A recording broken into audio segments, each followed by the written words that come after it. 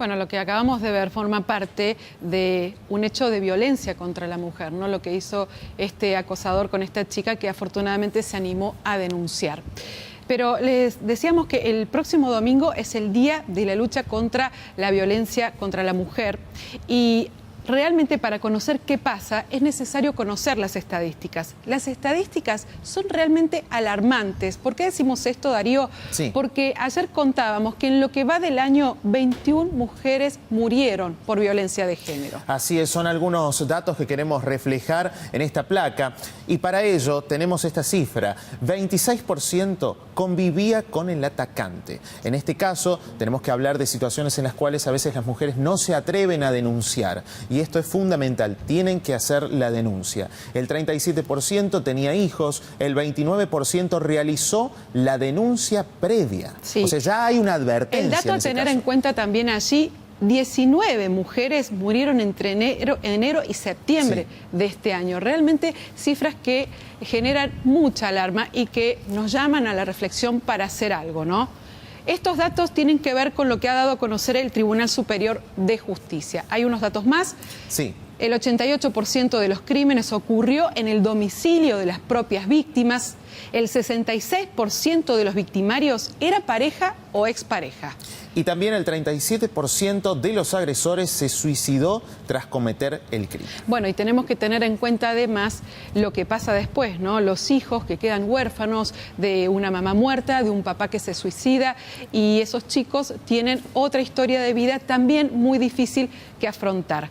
Hay algunos elementos tecnológicos que están ayudando justamente a evitar o tratar de prevenir a las víctimas en torno a la violencia de género. Estamos hablando, Silvia, del famoso botón antipánico y de pulseras, que aquí las vamos a ver en pantalla seguramente y que corresponden a dispositivos, como decíamos, el botón antipánico para tratar de evitar este tipo de ataques, para tener un contacto directo con la policía. Cuando la mujer se siente acosada, cuando está por ser atacada, es uno de los instrumentos que hoy dispone a través de la tecnología. Creo que siempre hablamos del botón antipánico, claro, pero en este caso la tobillera electrónica para agresores es la última barrera ya preventiva antes de la privación de la libertad del agresor. Junto al botón antipánico contribuyen a la lucha contra la violencia de género. Y son dispositivos, claro, que funcionan ni más ni menos que por acercamiento. A la víctima le llegará una alerta avisándole que el agresor ha violado esa restricción que tiene, se activa una alerta policial y es allí cuando se despliega después. Y los colores, ¿no, Darío? Sí. Un color blanco para la víctima, un color oscuro para el agresor. Inmediatamente cuando se aleja de la víctima, bueno, allí también se activa una alarma y cuando se acerca, por supuesto, también se activa para que las autoridades policiales estén ya alertas de que esa víctima está en peligro. En detalle, a continuación, les mostramos cómo funciona. Este dispositivo son los dispositivos duales o comúnmente llamados tobilleras.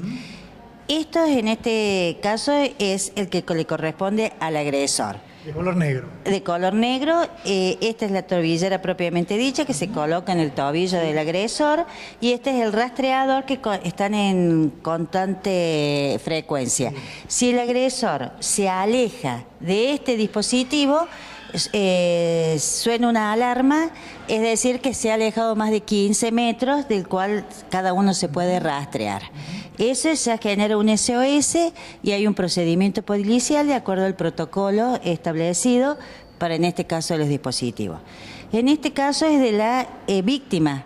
Este dispositivo lo tiene que llevar siempre consigo. ¿Por qué? Porque estos dispositivos funcionan por acercamiento. En el caso que el agresor se acerque a la víctima, a ella le va a alertar que el agresor ha violado la restricción y el perímetro que tenía planteado con respecto al acuerdo reglamentario también, que son 1.500 metros. En el caso de que exista alguna violación con respecto de la restricción impuesta y al activarse el sistema de alerta, policía se comunica con el agresor, ya sea a través de este dispositivo o a través de otro medio, a los fines que se quede en la zona donde está, que no siga ingresando a la zona restringida y que desista de su acción. Para el caso de que no ocurriera así, inmediatamente se procede a la detención. Está exhibiendo usted la tobillera electrónica, que se ve como un simple reloj de cuarzo. ¿Por qué uno no puede violentar ese dispositivo? Este dispositivo que se cierra, o sea, con este precinto, es electrónico. En el caso de que el agresor lo corte o en forma casual salga, ya sea por el motivo que sea accidental, también suena una alarma en el sistema donde policía también se va a comunicar a los fines de que se llegue un móvil, lo traslade aquí al polo para que le sea reemplazada el dispositivo. Todo esto funciona por telefonía y señales, entonces los GPS tienen que funcionar y como en cualquier sistema que se haya instrumentado de esta forma, tienen que estar en lugares donde haya señal y para el caso de que no haya señal o se detecte, también se activa un protocolo de procedimiento a los fines de hacer el seguimiento. Bueno, allí estábamos viendo cómo con la tecnología también se puede ayudar a las víctimas y con la licenciada Patricia Corbalán en minutos vamos a hablar sobre cómo se previene desde la escuela, ¿no? Desde que los chicos son chicos contra la violencia de género. Pero un dato, Silvia, que despertó el alerta es que la mayoría de los casos de violencia se registran en el interior provincial y es por eso que vamos a tomar contacto en vivo y en directo con nuestra compañera que se encuentra en Jesús María, Magdalena Daporta, para conocer más detalles sobre este punto. Magui, te escuchamos. Hola, Magdalena. Muy buenas tardes, Silvia, muy buenas tardes, Darío. Efectivamente, estamos en Jesús María, específicamente en la Municipalidad de Jesús María, con la directora de Niñez, Adolescencia y Familia. Ella es Janine Aguirre, quien en instantes nos va a dar detalles sobre un dato muy alarmante, que es más del 40% de las denuncias receptadas en la unidad judicial se refieren a violencia familiar. Esto indica que no se puede subdividir en violencia de género específicamente, pero allí están contenidas este tipo de denuncias. ¿Cuál es el problema? No hay una unidad específica para recepción de este tipo de denuncias. Y otro dato alarmante que nos acabamos de enterar es que en el 2017 Jesús María fue la ciudad del interior provincial con mayor cantidad de denuncias por violencia de género en relación a la cantidad de habitantes. Bueno, vamos a hablar entonces con Janine Aguirre, quien está aquí con nosotros, y les vamos a consultar justamente cuál es la situación aquí. Sí, bueno, un poco lo que vos adelantabas recién y que datos que a nosotros ya venimos advirtiendo hace ya un tiempo y que es la necesidad que tenemos de una unidad judicial especializada en violencia familiar y sobre todo preparada, con personal preparado para contener a la víctima, a una persona víctima de violencia que viene a realizar una denuncia. Y también comentabas recién que Jesús María en el 2017 fue una de las ciudades con mayor, en realidad fue la ciudad con mayor denuncias de violencia familiar en proporción a los habitantes dentro de nuestra provincia. ¿Cómo se está trabajando este tema, ¿no? Aquí habiendo tantas denuncias? Sí, en realidad el municipio cuenta con un área de género y con un equipo especializado para la contención y el acompañamiento a las mujeres que atraviesan una situación de violencia, pero lo que pasa acá es el reflejo también de lo que pasa en el interior y a veces más agudizado a medida que nos retiramos de la ciudad de Córdoba y que tiene que ver con esto, con la primera cara para entender esto, la puerta a la justicia que recibe la gente es cuando va a hacer la denuncia. En ese momento, en Jesús María, la denuncia se hace en la unidad judicial, en otras localidades, como ustedes saben, se hace directamente en la policía o en un juzgado de paz. Nosotros tenemos una unidad judicial, pero la realidad es que la unidad judicial está preparada para recibir todo tipo de denuncia. Es decir, que el sumariante que recibe la denuncia acaba de recibir la denuncia de violencia, pero acaba de recibir una denuncia de robo, de hurto, de cualquier otro tipo. Y además de eso, teniendo en cuenta que tenemos un espacio reducido donde la mujer entra a hacer una denuncia y al lado seguramente hay otra persona haciendo otra denuncia y hay otra a quien se le está realizando la ficha prontuarial, y esa es la situación de poca intimidad y contención dentro del ámbito. Claro, para ser más gráficos, por ejemplo, tenemos una persona haciendo una denuncia por violencia familiar o violencia de género específicamente, y al lado podemos tener detenido a alguien por alcohol, por ejemplo, por consumo de alcohol, y otro detenido porque le molesta el ruido del perro del lado, digamos. Sí, así es. O sea, porque el lugar está para eso. Lo que sí hemos nosotros logrado desde el municipio y con la unidad judicial, esto que venimos advirtiendo de todos los sectores, ¿no? Es esto, la posibilidad de la refacción del espacio. Pero creemos que eso puede ser un avance, pero la verdad que no es la solución. Lo importante sería poder tener unidades judiciales especializadas, donde, como decíamos recién, el personal que atienda esté preparado para la escucha, para la contención y obviamente para la recepción de la denuncia. ¿Hay algún tipo de capacitación en ese sentido para las personas que toman este tipo de denuncias? En principio, lo que nos han dicho en la unidad judicial es que ellos tienen capacitaciones, pero también hay una realidad que es la rotación de personal, y que a veces eso también dificulta tener personal formado dentro de la temática. Así que también creo que es una cuenta pendiente que tienen. Pero esta es la realidad que tiene todo el interior. Nosotros venimos también, recordemos, de este año pasar una situación como ciudad, la verdad, muy difícil, que fue el femicidio de Wanda, que nos tocó a todos como ciudadanos de Jesús María. Así que, y el año anterior otro femicidio más. Entonces, esto es la realidad que tenemos en el interior. ¿Cómo se encuentran con el tema de las denuncias? ¿Se han incrementado en el último tiempo? ¿Vienen escalonadas, digamos, hacia arriba? Sí, así es. Las denuncias, como está sucediendo en toda la provincia también, un dato que coincidimos es el aumento de las denuncias. Igualmente, nosotros siempre decimos esto como dato, que también es importante que la gente denuncie. Y el hecho que denuncie a veces no tiene que ver con que hay más violencia, sino que también hay mecanismos que ha generado de que las mujeres se animen a denunciar, y que eso tiene que ver también con políticas públicas, con las organizaciones sociales que tienen un rol fundamental también en esto, y que es acompañar a la persona víctima y que pueda romper con el silencio. Así que a veces la denuncia en sí no es un dato de aumento de las situaciones de violencia, sí un dato de esta posibilidad que tiene la persona de denunciar. Y para cerrar esto lo importante que es el momento en que la persona se atreve a denunciar, y que en ese momento no tenga que estar esperando 5 horas en un espacio para que 3, 4 horas para ser atendida. Además, imaginamos que en un pueblo, en una ciudad donde se conocen todos, es mucho más difícil, ¿no?, llevar adelante este tipo de denuncias. Sí, tal cual. Es mucho para la persona, es más complicado.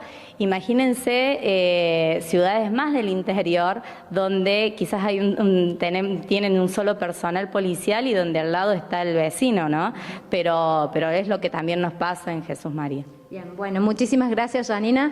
Te agradecemos mucho. Hemos hecho un repaso de lo que sucede aquí en Jesús María, que no es ajeno a otras ciudades y localidades del interior, tal como lo resaltaba ella. Y también debemos hablar de que hay 2 tipos de interiores, ¿no?, en la provincia, porque una cosa son ciudades como Jesús María, distinto es Ascochinga, aquí al ladito, que por ejemplo nos decían que no tienen botones antipánico, y por ejemplo en Colonia Carolla también nos dicen que no tienen un sistema propio, pero no llegan también los botones antipánico.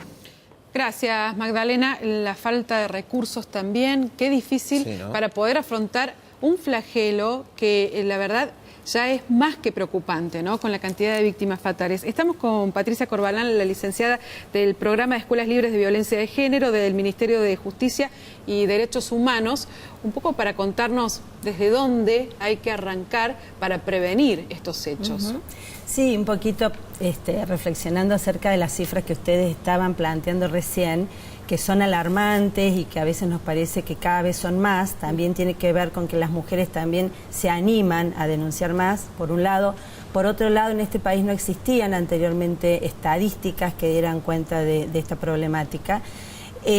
Ante estas cifras hubo dos ministerios, voy a mencionar los dos ministerios que plantean una preocupación importante para modificar estas situaciones, como fueron el Ministerio de Justicia y Derechos Humanos y el Ministerio de Educación, que en el 2016 firmamos un convenio donde también participan la Universidad Nacional de Córdoba y CONICET, para comenzar a trabajar la prevención, ¿no? Porque siempre decimos que nunca serán suficientes los recursos que se pongan si no se avanza en la prevención. Ahora bien, con estas cifras que usted misma remarca que son alarmantes, ¿qué es lo que está pasando de fondo para que sigan incrementándose o sigan estando en un nivel alto? Vuelvo a decir, algunas explicaciones tienen que ver con esto de las estadísticas, ¿no? Ustedes fíjense que tampoco antes existía la figura del femicidio, ¿no? Esto se tomaba como reacción violenta, emociones pasionales, estaba más vinculado a la pasional, pero también tiene que ver con un posicionamiento distinto de la mujer, ¿no? Y también esto explica, también ustedes han dado las cifras, de que en la mayoría de los casos son exparejas. Es decir, esto cuando la mujer intenta poner un límite como más fuerte. Quiere terminar con esa relación y no puede. No puede. Entonces viene una reacción mucho más violenta, ¿no?